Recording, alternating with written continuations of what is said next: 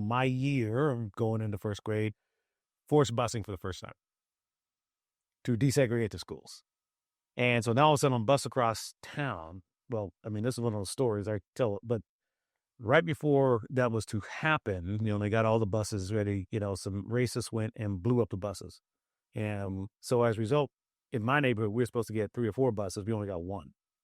Okay, the kid in my neighborhood, bus number 13, just so happened to be a bus that ended up on my corner, the end of the block.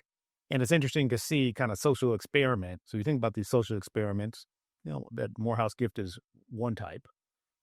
We're one bus. Now, rather than everybody in the neighborhood going to the other school, only the group that could fit onto that bus. When I look at that group,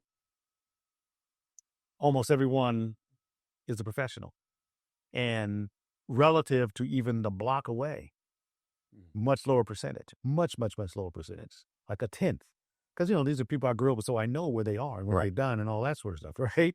And a lot has to do with going to a better resource school, being in an environment where you had the reinforcements of what's important. Because you're on the bus every day as a little kid. You got the second grader, the third grader, the fourth grader, sixth grader, all impressing upon you the importance of doing well in school. And you come home on the bus and, your parents were home because they were at work.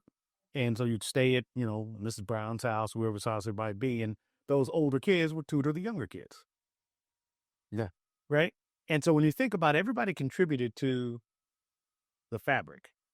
And so that kind of impresses upon you the importance of doing your part, whatever your part may be. If it's teaching piano lessons like Mrs. Buckner did, or teaching us about rocketry like Mr. Denny did.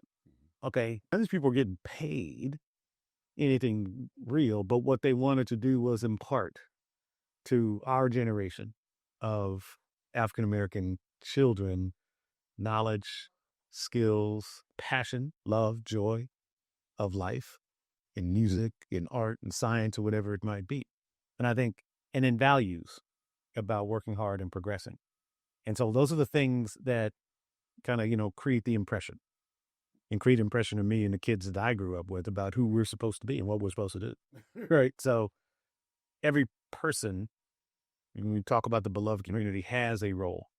Sometimes your role is just to make sure that that kid whose parent doesn't come home in time is safe, is well fed, and is read to. And then when you figure out what their talent might be, okay, it might be to help them express that talent, help them get a new instrument, help them, train in some area that they may be particularly gifted in or may have an interest in.